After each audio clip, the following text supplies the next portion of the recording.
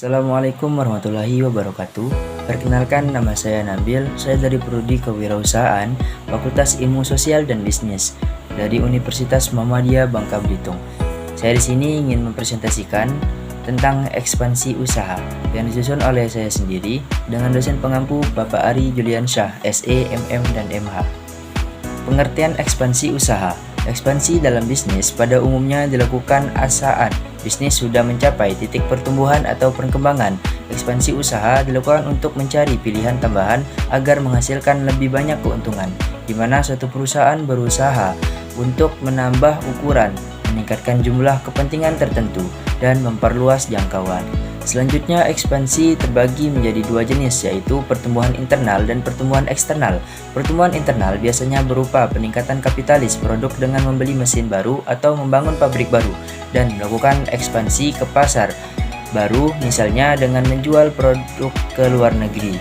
Sedangkan pertumbuhan eksternal, yang pertama penggabungan atau merger, yang kedua akuisisi, yang ketiga wholesale takeover, yang keempat leverage buyout, yang kelima joint venture, yang keenam analisis strategis.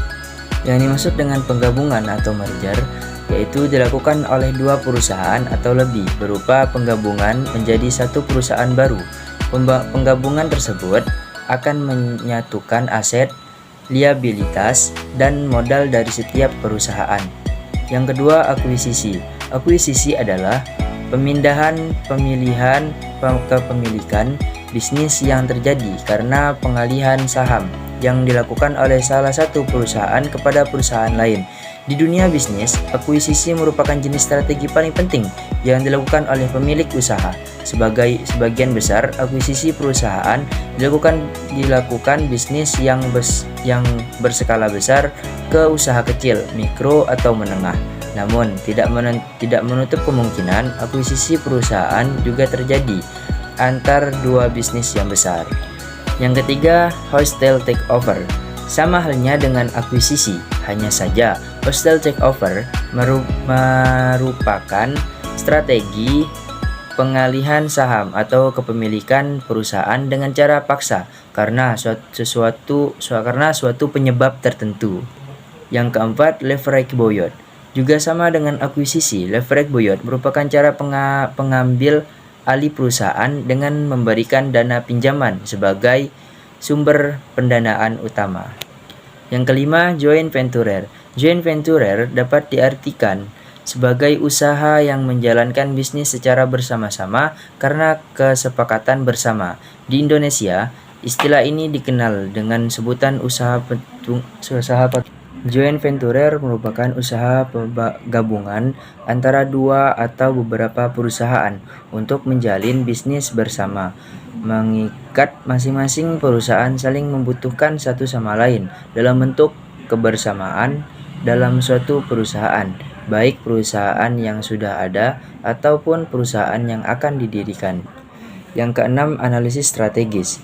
Analisis strategis terjadi ketika dua perusahaan atau lebih membuat kesepakatan untuk bekerja sama untuk mencapai tujuan bersama yang menguntungkan tanpa harus melakukan merger maupun akuisisi. Selanjutnya yaitu manfaat ekspansi. Yang pertama, meningkatkan penjualan dan profitabilitas. Yang kedua, memperkuat posisi pasar dan daya saing. Yang ketiga, memperoleh akses ke sumber daya dan peluang baru. Keempat, meningkatkan motivasi dan semangat karyawan. Kelima, meningkatkan kepercayaan investor dan nilai perusahaan. Selanjutnya yaitu langkah-langkah ekspansi usaha. Langkah yang pertama yaitu melakukan riset pasar dan analisis. Langkah yang kedua, menentukan strategi ekspansi. Langkah yang ketiga, mengatur pendanaan. Langkah yang keempat, membangun tim dan infrastruktur. Yang kelima, melaksanakan dan memantau ekspansi. Langkah yang keenam, mengevaluasi dan memperbaiki.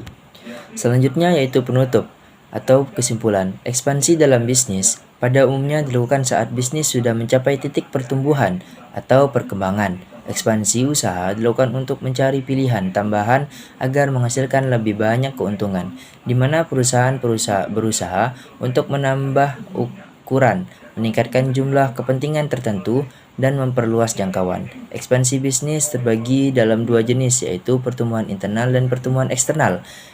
Ekspansi bisnis, baik pada pertumbuhan internal maupun eksternal, menawarkan berbagai keuntungan bagi perusahaan. Ekspansi bisnis adalah proses yang kompleks dan berkelanjutan sehingga perusahaan harus memiliki komitmen jangka panjang, fleksibilitas, dan kemampuan untuk beradaptasi dengan perubahan pasar agar berhasil.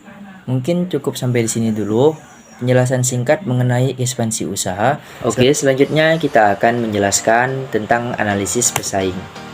Untuk yang pertama, apa pengertian pesaing?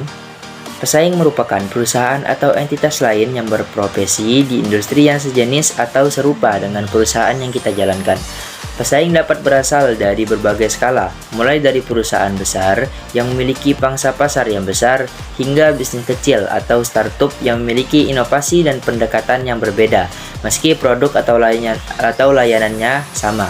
Pesaing antar pesaing mencakup berbagai elemen, seperti persaingan harga, inovasi produk, strategi pemasaran, dan peningkatan efisiensi operasional.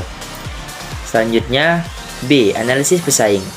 Coder dan Killer menerangkan analisis pesaing adalah proses yang melibatkan pengumpulan data dan informasi tentang pesaing untuk memahami strategi mereka, rencana pemasaran, dan posisi pasar sesuai dengan kebutuhan perusahaan.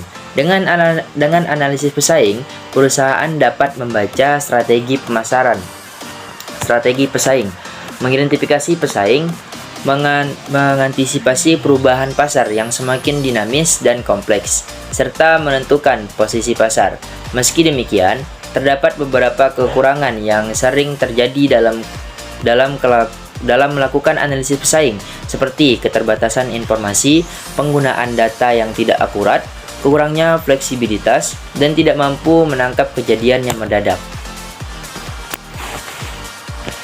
Analisis pesaing dapat memberikan banyak manfaat bagi bisnis yang kita jalankan. Antara lain, dapat memahami lanskap kompetitif, mengidentifikasi peluang dan ancaman, mengembangkan keunggulan kompetitif, meningkatkan inovasi, dan membuat keputusan yang baik. Selanjutnya yaitu langkah-langkah umum. Melakukan analisis pesaing butuh beberapa langkah-langkah umum agar terstruktur dan sistematis. Untuk yang pertama, mengidentifikasi pesaing masalah. Yang kedua, mengumpulkan data tentang pesaing. Yang ketiga, menganalisis data yang telah dikumpulkan. Yang keempat, mengembangkan strategi untuk bersaing. Yang kelima, memantau pesaing secara berkelanjutan. Kesimpulannya atau penutup, pesaing merupakan perusahaan atau entitas lain yang berprofesi di industri yang sejenis atau serupa dengan perusahaan yang kita jalankan. Pesaing dapat berasal dari berbagai skala, mulai dari perusahaan besar maupun perusahaan kecil. Mungkin cukup sekian penjelasan singkat dari saya. Semoga bermanfaat untuk semua. Terima kasih, sampai berjumpa nanti.